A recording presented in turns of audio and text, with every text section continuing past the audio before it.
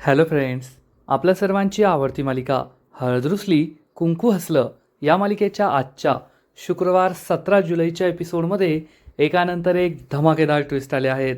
Friends, आजचा episode खूप भारी होता. मग नेमकं घडलंय तरी काय? तर आजच्या एपिसोडमध्ये जयकांतने पूजा आणि समरला मक्याच्या गोण्यांबद्दल सांगितलं आणि मग पूजा आणि समरने एक घातक प्लॅन बनवला की या गोडाऊनमध्ये जायचं, कृष्णाला बोलवायचं आणि कृष्णा या गोण्यांखाली दबली पाहिजे आणि मग या गोडाऊनला आग लावून द्यायची. म्हणजे या गोण्यांबरोबरच कृष्णासुद्धा स्वाहा होऊन जाईल. आणि हा प्लॅन भक्तीला कळला. मग भक्तीने कृष्णाला सांगितलं आणि मग कृष्णाने या पूजाला रंगे हात पकडलंय आणि असं पकडलंय की पूजा आणि समरचे सगळे काळे कारनामे समोर आले आहेत आणि कृष्णाने या दोघांना जेलमध्ये पाठवायचं ठरवलंय, आयुष्यभर जेलमध्ये सडवायचं ठरवलंय. त्यामुळे पूजा आणि समर ढसाढसा रडू लागलेत. मग हे सगळं नेमकं घडलं तरी कसं, हे जाणून घेण्यासाठी हा व्हिडिओ शेवटपर्यंत नक्की पहा. फ्रेंड्स, आजच्या एपिसोडच्या सुरुवातीलाच पूजाला जयकांतने सगळं सांगितलेलं असतं की दुष्यंतने मला काम दिलंय आणि आज रात्री रांगणे पाटलांच्या गोदामामध्ये मक्याच्या गोण्या येणार आहेत. पूजा विचारते, खबर पक्की आहे ना? जयकांत सांगतो, 100% पक्की आहे, तुम्ही काळजीच करू नका. पूजा, जयकांत, समर, मैनावती, दलपत सगळे तेथे असतात आणि जयकांत या दोघांना सांगतो, मला स्वतः दुष्यंतने सगळं सांगितलंय. आज रात्री मक्याच्या गोण्या येणार आहेत, करोडोचा माल आहे आणि जर या करोडोच्या मालांचं नुकसान झालं तर दुष्यंत याचं खूप मोठं नुकसान होईल, कारण त्याने एका मोठ्या कंपनीबरोबर करार केलाय.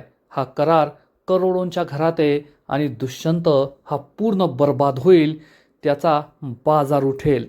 हे ऐकून समर म्हणतो, त्याचा बाजार तर उठवायचाच आहे, पण उद्या फक्त त्याचं आर्थिक नुकसान होणार नाही तर त्याचं पर्सनलसुद्धा खूप मोठं नुकसान होणार आहे, कारण या गोडाऊनमध्ये कृष्णाचा सुद्धा जीव जाणार आहे. उद्या कृष्णाची तिरडी उठणार आहे. पूजा खूप खुश होते आणि म्हणते, आता बस झाली लुटूपुटूची भांडणं. 5 चुका मग कोणास तरी मृत्यू नाही. उद्या एक मृत्यू होणार आणि तो म्हणजे कृष्णाचा. आणि एकदा कृष्णा गेली ढगात की मग दुष्यंत, आढराव, बाळजाबाई हे सगळे संपून जातील आणि मग या घरावर फक्त आपली सत्ता. कृष्णा आता मरणार. असं म्हणून पूजा आणि समर तेथून निघून जातात. जयकांत, मैनावती, दलपत या सगळ्यांना जबर धक्का बसतो की आता पूजा नेमकं काय करणार आहे आणि आता खरंच ती कृष्णाचा जीव घेणार का? दुसरीकडे सावित्री ही तिच्या घरी मस्त निवांत बसलेली असते मोबाईल पाहत आणि भक्ती ही भाजी निवडत असते. सावित्री रील्स पाहत असते आणि तसंच बोलण्याचा प्रयत्न करते आणि त्याच वेळेस पूजा आणि समर घरी येतात. त्यांना पाहून सावित्री, भक्ती यांना आश्चर्य वाटतं. सावित्री विचारते, जावई बापू, पूजे, तुम्ही दोघे एवढ्या रात्री येथे काय झालं? सगळं ठीक तर आहे ना? बोला ना. समर खाली बसतो. पूजाचा चेहरासुद्धा खूप टेन्शनमध्ये असतो. भक्ती तेथेच उभी असते. लगेच सावित्री म्हणते, ए भक्ते, जाय त्यांच्यासाठी पाणी घेऊन ये, सांगितलं ना तुला एकदा. भक्ती पाणी घ्यायला जाते. तेवढ्यात पूजा तिला थांबवते आणि म्हणते, आई, पाण्याची वगैरे काही गरज नाही आहे. भक्ते, तू जा इथून बाहेर. भक्ती विचारते, का? मी का बाहेर जायचं? सावित्री चिडून म्हणते, भक्ते, पूजेना एकदा सांगितलं ना ते ऐकायचं. ती म्हटली ना बाहेर जा, चल निघ बाहेर, येथे थांबायचं नाही. भक्ती म्हणते, अगं पण आई, मी कशाला बाहेर जायचं? पूजा खूप चिडते आणि म्हणते, तुला एकदा सांगितलेलं कळत नाही ना? आणि पूजा चक्क भक्तीचा हात पकडते आणि तिला घराबाहेर हाकलून देते आणि घराचा दरवाजा लावून घेते. सावित्री म्हणते, ऐकतच नाही ही पोरगी, त्यामुळे असं करावं लागतं. पूजा घरात परत येते.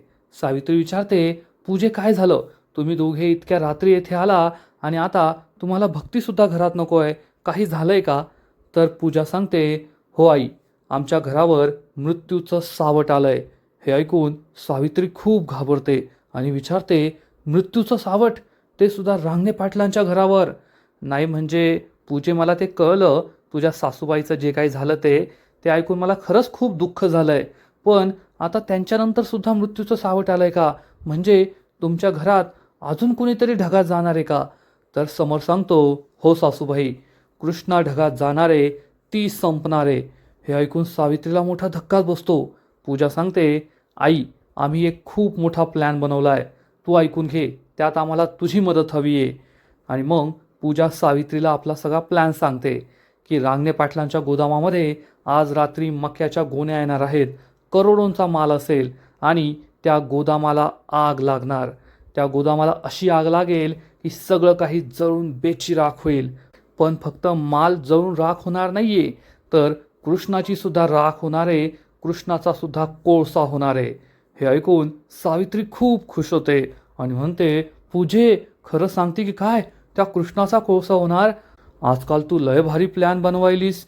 सावित्री खूप खुश होते आणि म्हणते, पण हे सगळं तू मला का सांगायला आलीस? एवढ्या रात्री तू मला सांगायला आली, याचा अर्थ तुम्हाला माझी काहीतरी मदत हवी असेल म्हणूनच, हो की नाही? पूजा सांगते, हो आई, मला तुझी मदत हवी आहे. सावित्री म्हणते, अगं सांग ना, त्या कृष्णाविरुद्ध कोणतीही मदत करायला मी तयार आहे, फक्त ती कृष्णा ढगात गेली पाहिजे. कारण एकदा का ती कृष्णा ढगात गेली, सगळं काही तुझंच होणार. तू बनणार या रांगणे पाटलांच्या साम्राज्याची मालकीन, या गावाची सरपंचबाई. रांगणे पाटलांच्या वाड्याच्या तिजोरीच्या सगळ्या चाव्या तुझ्याच हातात. सांग मी काय करायचंय? पूजा सावित्रीला सांगते, आई तू एकच काम करायचं, उद्या जेव्हा त्या गोडाऊनमध्ये आग लागेल तेव्हा रांगणे पाटलांच्या वाड्यावर जायचं आणि मोठा राडा घालायचा. असा राडा जो रांगणे पाटलांनी आजपर्यंत कधीच पाहिला नसेल. तेथे जाऊन चांगलाच धिंगाणा करायचा तू. पण सावित्रीला काही कळतच नाही. सावित्री विचारते, मी राडा घालायचा, मी धिंगाणा करायचा, पण नेमकं काय करायचंय? सांग ना मला, मला काही कळतच नाहीये.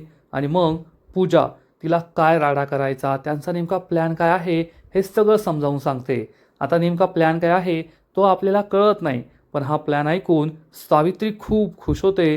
पूजा आणि समरने डेंजरस प्लॅन बनवलेला असतो, पण हा प्लॅन सांगताना भक्ती सगळं ऐकते. भक्तीने पूजा आणि समरचा नेमका प्लॅन काय आहे हे सगळं ऐकलेलं असतं आणि तिलाही मोठा धक्काच बसतो. पण सावित्री, पूजा, समर यांना कोणालाही माहीत नसतं की भक्तीने तिने वेड्यांच्या हॉस्पिटलमध्ये आत्महत्या करणं हे कृष्णाच्या मनाला सुद्धा लागलेलं असतं. आणि तेवढ्यात कृष्णाला भक्तीचा कॉल येतो. भावाचा एवढ्या रात्री कॉल आलाय असा विचार करून कृष्णा फोन उचलते आणि भक्ती तिला सांगते, कृष्णे तुझ्यावर खूप मोठं संकट येणार आहे, येथे खूप मोठी उलथापालथ सुरू आहे. कृष्णाला काही कळतच नाही. कृष्णा विचारते, भावा नेमकं काय झालंय? आणि मग भक्ती तिला झालेला सगळा प्रकार सांगते. कृष्णा, पूजा आणि समर येथे आले आहेत आईची मदत घ्यायला आणि मी त्यांचं सगळं बोलणं ऐकलंय. आणि मग भक्ती झालेला सगळा प्रकार कृष्णाला सांगते की कशा प्रकारे पूजा आणि समर रांगणे पाटलांच्या धान्य गोदामाला आग लावून देणारे आणि या गोदामाच्या आगीमध्ये कृष्णाचाही मृत्यू व्हावा असा त्यांचा प्लॅन आहे. हे ऐकून कृष्णाला जबर धक्का बसतो. पूजा चिडून म्हणते, कृष्णे पूजा आणि समर माणसं नाही आहेत, हैवान सैतान आहेत. यावेळेस त्यांना सोडू नको, त्यांना कायमचा धडा शिकव, नाहीतर तुमचं खूप मोठं नुकसान होईल. कृष्णा म्हणते, भावा तू टेन्शन घेऊ नको, यावेळेस माझं किंवा रांगणे पाटलांचं काहीच नुकसान होणार नाहीये, तर त्या पूजाचं खूप मोठं नुकसान होणार आहे. हा तिचा शेवटचा डाव, यानंतर काही करायला मी तिला लायकीच सोडणार नाहीये. असं म्हणून कृष्णा फोन कट करते. भक्तीला सुद्धा खूप टेन्शन आलेलं असतं आणि कृष्णा आपला पुढचा प्लॅन बनवते, पूजा आणि समरला काउंटर करणारा प्लॅन. आणि मग दुसरा दिवस उजाडतो आणि कृष्णा डायरेक्ट रांगणे पाटलांच्या गोदामात पोहोचते. कृष्णा एकटीच असते, तिच्याबरोबर कुणीही नाहीये. कृष्णा ही रांगणे पाटलांच्या गोदामामध्ये येते आणि पूजाला शोधत असते. पूजा ही कृष्णाच्या आधीच या गोदामात येऊन लपून बसलीये गोण्यांच्या मागे आणि कृष्णा ही सगळीकडे पूजाला शोधत असते. पूजे पूजे पूजे, परंतु आता काय आवाज दिल्याने पूजा तिच्या समोर येणार आहे? नाही. कृष्णाने हा कसला प्लॅन बनवलाय ना, तिचं तिला माहीत. म्हणजे काल रात्री भक्तीने कॉल केल्यानंतर डायरेक्ट कृष्णा आपल्याला या गोदामात दिसलीये. तिने दुष्यंतला सांगितलं का नाही, आढळराव बाळजाबाईला सांगितलं की नाही, काही माहीत नाहीये. आणि पूजा ही गोण्यांच्या मागे लपून बसलेली असते आणि इकडे कृष्णा ही सगळीकडे तिला शोधत असते आणि विचार करते, भक्ती भावाने तर सांगितलं होतं की पूजा या गोदामातच असणार आहे, पण ती कुठे दिसत नाहीये. आणि कृष्णा तिला सगळीकडे शोधत असते, तिला आवाज देत असते आणि इकडे पूजा ही धान्या मागे लपलेली असते, धान्यांच्या गोण्यामागे लपलेली असते आणि म्हणते, कृष्णे तुम्हाला कितीही शोध, पण आज मी तुला सापडणार नाहीये, आज तुला देव सापडणार आहे, आज मी तुला डायरेक्ट ढगात पाठवणार आहे. असा विचार करून पूजा खूप खुश होते आणि भक्तीने सांगितल्याप्रमाणे कृष्णा तिला सगळीकडे शोधत असते, पण पूजा तिला काही सापडत नाही. कृष्णा गोण्यांच्या मागे पाहते, बॉक्सच्या मागे पाहते आणि कृष्णा ही मधोमध सेंटरला येऊन उभी राहते आणि आता खरा पूजाचा प्लॅन सुरू होतो. तसं तर पूजाने काल रात्री असं ठरवलं होतं की या गोडाऊनला आग लागेल, कृष्णा त्यात जळून मरेल, पण आज ती वेगळाच प्लॅन करतीये. कालचा प्लॅन कदाचित ती विसरून गेली आहे. तिच्या हातामध्ये एक मोठा विळा असतो आणि या विळ्याने ती एका गोणीला मोठं छिद्र पाडते.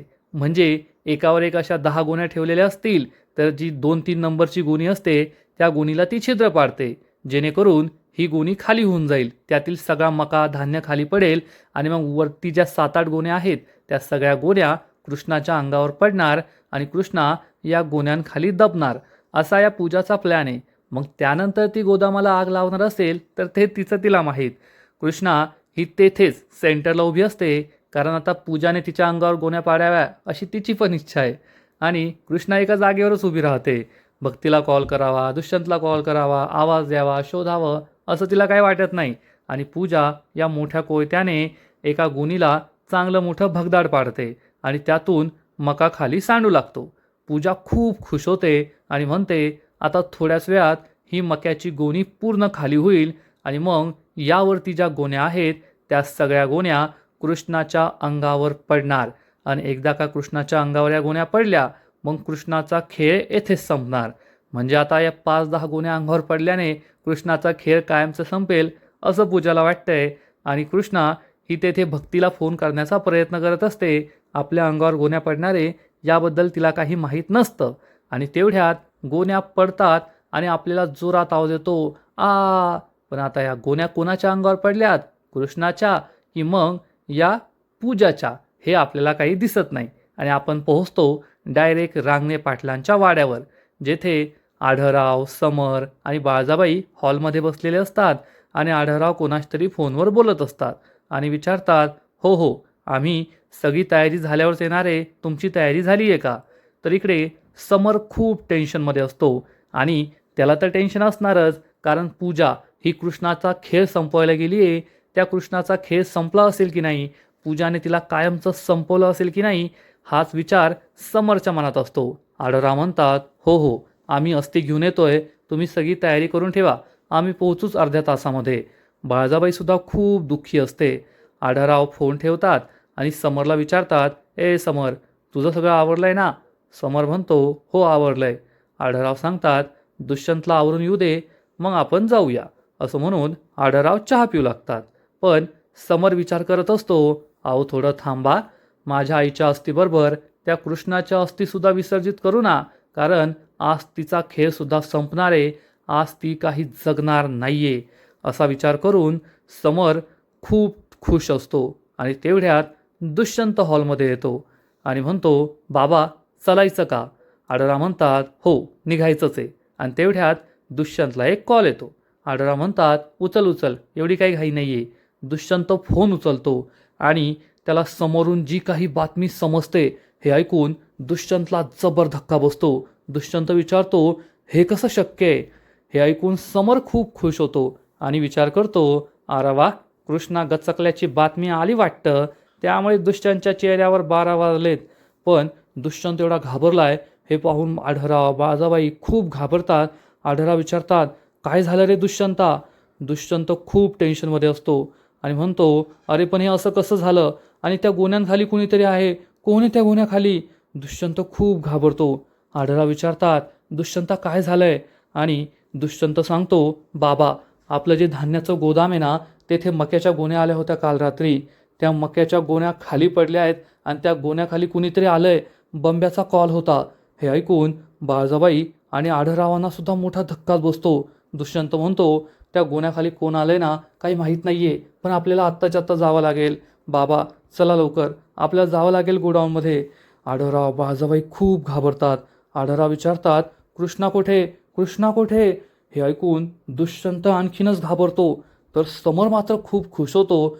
समर विचार करतो, कृष्णा घरात नाहीये, याचा अर्थ कृष्णा गोडाऊनमध्ये गेली आणि तेथेच दबून मेली असा विचार करून समर खूप खुश होतो. दुष्यंत मात्र टेन्शनमध्ये असतो. बाळाबाई म्हणते, दुष्यंता घाबरू नको, कृष्णाला काही होणार नाही. आढळराव म्हणतात, होय दुष्यंता, कृष्णामागे देवी आईचा आशीर्वाद आहे, तिला काहीच होणार नाही, तू टेन्शन घेऊ नको. अरे आपली कृष्णा लय खमकी आहे, काय नाही होणार तिला. दुष्यंत खूप घाबरलेला असतो आणि म्हणतो, पण बाबा त्या असती तर. आढळराव म्हणतात, अरे ते नंतर करता येईल, आधी चल, आधी आपण आहे ना कृष्णाला शोधून येऊ, चल गोडाऊनमध्ये. आढळराव, बाळाबाई, दुष्यंत सगळे निघून जातात. समर मात्र खूप खुश होतो आणि म्हणतो, जा जा, तुमची कृष्णा आत्तापर्यंत दबून मेली असणार आहे, ती काही जगत नाही असा विचार करून समर खूप खुश होतो. पण समरला माहीत नसतं की गोडाऊनमध्ये त्याच्यासाठी एक खूप मोठं सरप्राईज आहे आणि आज त्याचा अंत होणार आहे. आणि इकडे सावित्री आपल्या घरी असते, भक्ती झाडत असते. सावित्री चहा पीत पीत विचार करते, काय झालं असेल, पूजाचा अजून फोन का नाही आला. पूजाने मला सांगितलं होतं की ती फोन करेल आणि मग जाऊन रांगणे पाटलांच्या वाड्यावर मोठा धिंगाणा करायचा आहे, राडा घालायचा आहे. पण तिचा फोनच नाही आला, तर मी पुढे काय करायचं, काय झालं असेल. पूजाने कृष्णाला संपवलं असेल का, कृष्णा ढगात गेली असेल की नाही, हाच विचार सावित्रीच्या मनात असतो. आणि भक्ती ही झाडत असते. तेवढ्यात भक्तीला बंब्याचा कॉल येतो. भक्ती विचारते, हा बोल बंब्या. तर बंब्या म्हणतो, ताई कुठे आहे तू. भक्ती सांगते, घरची कामं करतीये. बंब्या तिला सांगतो, अगं ताई लवकर ये रांगणे पाटलांच्या गोदामात. भक्ती विचारते, रांगणे पाटलांच्या गोदामात, पण कशाला. हे ऐकून सावित्री खूप खुश होते आणि बंब्या सांगतो, अगं रांगणे पाटलांच्या गोदामात आहे ना, काल खूप मोठा माल आला होता मक्याच्या गोण्यांचा आणि आज त्या सगळ्या मक्याच्या गोण्या खाली पडल्यात आणि मला अशी शंका आहे की या सगळ्या गोण्या कृष्णाच्या अंगावर पडल्या आहेत, कृष्णा या गोण्यांखाली दबली आहे. हे ऐकून पूजाला जबर धक्का बसतो. पूजा विचारते, काय. सावित्री मात्र खुश होते की नक्कीच कृष्णाच्या मरणाची बातमी तिला भेटली आहे. बंब्या म्हणतो, अगं ताय तू लवकर ये गोदामामध्ये, मी येतोय तिकडेच. आणि भक्तीच्या हातून मोबाईल खाली पडतो. भक्ती खूप घाबरते, तिला जबर धक्का बसतो आणि बंब्या हा गोदामाकडे जायला निघतो. हे सगळं ऐकून सावित्री खूप खुश होते, यस यस असं करते. पण भक्तीसमोर तिला दाखवायचं नसतं की मला किती आनंद झालाय. त्यामुळे लगेच, अगं भक्ते, अगं भक्ते, काय झालं, काय झालं, बोल ना भक्ते. भक्ती रडत रडत सांगते, रांगणे पाटलांच्या गोदामामध्ये मक्याचा माल आला होता, सगळ्या गोण्या पडल्या आणि त्याच्या खाली आपली कृष्णा आलीये असं बंब्या सांगत होता. हे ऐकून सावित्री, अगं आई ग, खूप मोठा धक्का बसल्याचं नाटक करते आणि म्हणते, काय, माझी कृष्णा गोदामात गोण्यांखाली आली. अरे देवा, माझं कर्मच फुटलं, हे कसं झालं. भक्तीसुद्धा रडत असते. कदाचित भक्तीला सुद्धा कृष्णाने आपला खरा प्लॅन सांगितलेला नाहीये. आणि लगेच सावित्री, देवी आई हे काय केलं, माझ्या कृष्णाला का घेऊन गेली, अगं किती चांगली पोर होती, आता रांगणे पाटलांचं काय होणार, गावाचं काय होणार, आमचं काय होणार. आणि सावित्री लगेच जसा काय तिला खूप मोठा धक्का बसलाय अशी नाटकं सुरू करते आणि म्हणते, चल भक्ते, कृष्णे कृष्णे असा आरडाओरडा करत सावित्री ही गोदामाकडे धावत सुटते. भक्तीला खूप भीती वाटत असते. बंब्याने जे सांगितलं ते खरं आहे का, खरंच कृष्णाच्या जीवावर तर बेतलं नाही ना, अशी भीती तिला वाटत असते. आणि भक्तीसुद्धा गोदामाकडे निघते. आणि मग थोड्याच वेळात रांगणे पाटलांच्या गोदामामध्ये दुष्यंत, आढळराव, बाळाबाई, मैनावती, दलपत, जयकांत त्याचबरोबर समर पोहोचतो. आणि येथे आल्यावर सगळं बदललेलं असतं. घरून जेव्हा हे सगळे निघले तेव्हा दुष्यंत खूप घाबरलेला होता, पण गोदामात पोहोचल्यावर तो रिलॅक्स असतो. जसं काय त्याला सगळा प्लॅन आधीपासूनच माहिती आहे. बाळाबाई, आढळराव, जयकांत हे सुद्धा सगळे रिलॅक्स असतात. समर हा वाट पाहत असतो की कृष्णा कोठे दबली आहे, कृष्णा कोठे मेली आहे ते दिसत नाही आहे. आणि तेवढ्यात तेथे भक्ती आणि सावित्री येतात. आणि सावित्री नेहमीप्रमाणे आपला धिंगाणा सुरू करते, कृष्णे कृष्णे कुठे आहे तू, अगं आई ग कृष्णे. आणि दुष्यंत पुन्हा एकदा, अरे देवा ही बाई कशाला आली असं एक्सप्रेशन देतो. आणि कृष्णा ही कोठेच दिसत नाहीये. त्यामुळे सावित्री विचारते, कुठे आहे माझी कृष्णा, कुठे आहे, ओ मैनावती बाई तुम्ही तरी सांगा कुठे आहे माझी कृष्णा. आणि तेवढ्यात मैनावती सावित्रीला इशारा करते, ते पहा त्या गुणीखाली, आणि या गुणीखाली एक ओढणी असते किंवा साडीचा पदर दिसतो, आणि हे पाहून सावित्री जोरात हंबाडा फोडते, कृष्णे. परंतु आढळराव, बाळजाबाई, दुष्यंत हे सगळे रिलॅक्स असतात आणि आपली ॲक्टिंग स्किल मी किती मोठी चांगली अभिनेत्री आहे हे सावित्री दाखवण्याचा प्रयत्न करते. जोरजोरात रडू लागते, कृष्णे हे कसं झालं ग, तू आम्हाला कशी सोडून गेली, हे आखरीत कसं घडलं, अगं कृष्णे बोल ना काहीतरी, हे सगळं कसं झालं, आता आमचं काय होणार. पण बाकीचे सगळे एकदम शांत उभे असतात आणि या सावित्रीचा एक पात्री प्रयोग पाहत असतात. सावित्रीच्या लक्षात येतं, मी एकटीच रडतीये, हे बाकीचे का रडत नाहीये, आणि कृष्णा जर या गोळ्यांखाली दबलीये तर कृष्णाला बाहेर काढण्याचा प्रयत्न का करत नाहीये, हे सगळे एवढे शांत का आहेत, हाच प्रश्न सावित्रीला पडतो. सावित्रीला खूप टेन्शन आलेलं असतं. सावित्री म्हणते, नेमकं घडलंय काय, आणि माझी पूजा कुठे, ती सुद्धा दिसत नाहीये. आणि मग सावित्री पुन्हा एकदा जोरात हंबडा फोडते, कृष्णे काय झालं ग हे, कृष्णे असं कसं झालं. आणि तेवढ्यात कृष्णा ही सगळ्यांच्या समोर येऊन उभी राहते आणि कृष्णाला पाहून सावित्री, समर यांना जबर धक्का बसतो. समोरचा तर विश्वासच बसत नाही, कारण एवढा वेळ कृष्णा गोण्यांखाली दबून मेली असा विचार करणारा समर कृष्णाला समोर पाहून चांगलाच हादरून गेलेला असतो आणि सावित्रीचं तर तोंडच पाहण्यासारखं झालेलं असतं. पण बाकीचे आढळराव, त्यानंतर बाळजाबाई, जयकांत हे सगळे एकदम रिलॅक्स असतात, जसं काय त्यांना सगळं माहिती आहे. याचा अर्थ जयकांतने पूजा आणि समरला डबल क्रॉस केलंय असंच दिसतंय. भक्तीला मात्र खूप आनंद होतो. भक्ती देवाचे आभार मानते की माझी कृष्णा सुखरूप आहे आणि तिला काहीच झालेलं नाहीये. सावित्री ही तोंड घशी पडलेली असते.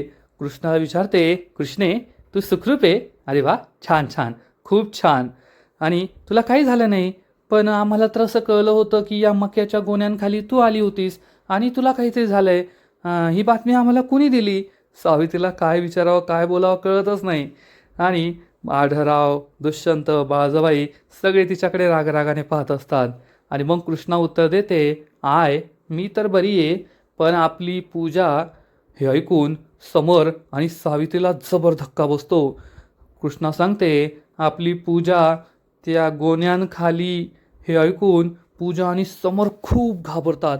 त्यांच्या पायाखालची जमीनच सरकते आणि मग एवढा वेळ कृष्णे कृष्णे म्हणून रडणारी, लांब उभी राहणारी, गप्प उभा राहणारा समर यांच्या अंगामध्ये हत्तीचं बळ येतं आणि हे दोघे सुद्धा पूजा पूजा पूजे पूजे करत या सगळ्या मक्याच्या गोण्या एखाद्या सुपर हिरोसारख्या इकडे तिकडे फेकू लागतात. प्रत्येक गुणी उचलून टाकतात की पूजा तर याच्या खाली नाहीये ना, आणि जो ओढणीचा कपडा असतो तो त्यांच्या हाती लागतो, पण पूजा तेथे नसते. समर आणि सावित्री खूप घाबरलेले असतात. सगळ्या गोण्या इकडच्या तिकडे करतात, पण त्यांना काही पूजा सापडत नाही. सावित्री ही हंबडा फोडते, पूजे पूजे कुठे माझी पूजा. संपूर्ण गोडाऊन ते पाहतात, पण त्यांना पूजा काही सापडत नाही. सावित्रीला खूप राग येतो. ती कृष्णाच्या अंगावर धावून जाते आणि म्हणते, ए कृष्णे, पण पुढं ती काही बोलणार. इतक्यात कृष्णा पूजाला आवाज देते, पूजा ये पुढं. आणि मग पूजा ही मान खाली घालून रडत रडत पुढे येते आणि तिच्या मागे बंब्या असतो. पूजाला या अवस्थेत पाहून सावित्री आणि समरला जबर धक्का बसतो. पूजाचा चेहरा हा पाहण्यासारखा झालेला असतो. तिचा सगळा प्लॅन सगळ्यांच्या समोर आलाय हे स्पष्ट दिसून येतं. आणि आजचा एपिसोड येथेच संपतो. फ्रेंड्स, हळद रुसली कुंकू हसलं या मालिकेचा आजचा एपिसोड खरंच खूप भारी होता, इंटरेस्टिंग होता. पूजा आणि समर या दोघांचा अवतार शेवटी संपलाय. आपल्या सगळ्यांना माहिती आहे की ही मालिका लवकरच संपणार आहे आणि त्याच दृष्टीने आजचा एपिसोड बनवलेला दिसतोय. आणि पूजाचा संपूर्ण प्लॅन कृष्णाने फ्लॉप केलाय. आता कृष्णा या पूजा आणि समरचा खरा चेहरा सगळ्यांसमोर आणेल असंच दिसतंय. पण कृष्णाने हा प्लॅन कसा फ्लॉप केला? कदाचित काल रात्री भक्तीने कृष्णाला जे काही सांगितलं त्याआधीच जयकांतने सुद्धा कृष्णा आणि दुष्यंतला विश्वासात घेतलेलं असेल. कारण जेव्हा हे सगळं घडलं तेव्हा जयकांत एकदम रिलॅक्स दिसत होता. जेव्हा रात्री पूजा आणि समरने जयकांत आणि त्याच्या फॅमिलीला सांगितलं होतं की उद्या कृष्णा मरणार आहे त्या गोडाऊनमध्ये, त्यानंतर जयकांत आणि त्याच्या संपूर्ण फॅमिलीने, दलपत आणि मैनावतीने कृष्णा आणि दुष्यंत, आढळराव बाळजाबाईला हे सगळं सत्य सांगितलेलं दिसतंय. त्यामुळेच हा सगळा प्लॅन त्यांनी हाणून पाडलाय. आणि मग या गोडाऊनमध्ये काय झालं, पूजाचा चेहरा असा का पडलाय, हे सगळं सत्यसुद्धा आपल्याला पुढील एपिसोडमध्येच कळणार आहे. फ्रेंड्स, या मालिकेचा आजचा एपिसोड तर खूप भारी होता, पण पुढील एपिसोड आणखीन भारी असणार आहे. आणखीन मोठा ट्विस्ट या मालिकेत येणार आहे. मग नेमकं घडणार तरी काय? तर हळद रुसली कुंकू हसलं या मालिकेच्या पुढील एपिसोडमध्ये आपण पाहू की कृष्णा पूजाने तिला कसा मारण्याचा प्लॅन बनवला होता. या रांगणे पाटलांच्या गोदामामध्ये आग लावून द्यायची, संपूर्ण माल जळून खाक झाला पाहिजे आणि या गोदामामध्येच कृष्णासुद्धा जळून मेली पाहिजे. हा पूजा आणि समरचा प्लॅन होता. हे कृष्णा पुराव्यानिशी सगळ्यांना सांगणार. त्यामुळे पूजा आणि समरला जबर धक्का बसेल. त्याचबरोबर जयकांतने त्यांना मदत केली. जयकांतने जाणून बुजून दुष्यंतकडे काम मागितलं, मग दुष्यंतने त्याला काम दिलं आणि मग त्याने पूजा आणि समरला हे सगळं सांगितलं होतं. हे कृष्णा सांगणार. त्यामुळे पूजा आणि समरला कळेल की आता आपण कायमचं फसलोय. आणि मग कृष्णा म्हणेल, आता पूजा आणि समरला माफी नाही. त्यांनी माझा जीव घेण्याचा प्रयत्न केला आहे, माझा खून करण्याचा प्रयत्न केला आहे. त्यामुळे मी त्यांच्या विरुद्ध पोलीस तक्रार करणार आणि त्यांना तुरुंगात पाठवणार. आता ते कायमचे खडी फोडणार आणि तेथे पोलीस असतीलच, त्यांच्या दिमतीला त्यांची चांगलीच राखण करतील. आणि पूजाला तसंही ऐशोआरामात श्रीमंतीत जगायचं होतं ना. रांगणे पाटलांची मोठी सून बनून गावची सरपंच व्हायचं होतं, वाड्यावर अधिकार गाजवायचा होता. आता ते सगळं तिला मिळेल, पण तुरुंगामध्ये. हे ऐकून पूजा आणि समर खूप घाबरतील. बाळजाबाई म्हणेल, वय कृष्णे, यांच्यासारख्या माणसांचं तेच करायला पाहिजे. या दोघांना आत्ताच्या आत्ता पोलिसांच्या हवाली कर. जेलमध्ये राहतील तर सुधारतील आणि पुन्हा कधी अशी चूक करण्याचा विचारच करणार नाही. अख्खी जिंदगी जेलमध्ये जाईल तर करणार तरी कसं? पूजा आणि समोरच्या पायाखालची जमीनच सरकणार की आता आपला खेळ संपलाय. मग खरंच कृष्णा पूजा आणि समरला पोलिसांच्या हवाली करेल का, हे पाहायला मजा येणार आहे. तर फ्रेंड्स, तुम्हाला सुद्धा आजचा एपिसोड आवडला का? नक्कीच कमेंट करून सांगा. आणि हळद रुसली कुंकू हसलं या मालिकेचे असेच नवीन नवीन एपिसोड, नवीन नवीन अपडेट सर्वात आधी पाहण्यासाठी व्हिडिओला लाईक करा, शेअर करा, चॅनलला सबस्क्राईब करून बेल आयकॉनवर क्लिक करा. म्हणजे या मालिकेचे नवीन नवीन एपिसोड तुम्हाला सर्वात आधी पाहायला मिळतील. खूप खूप खूप धन्यवाद.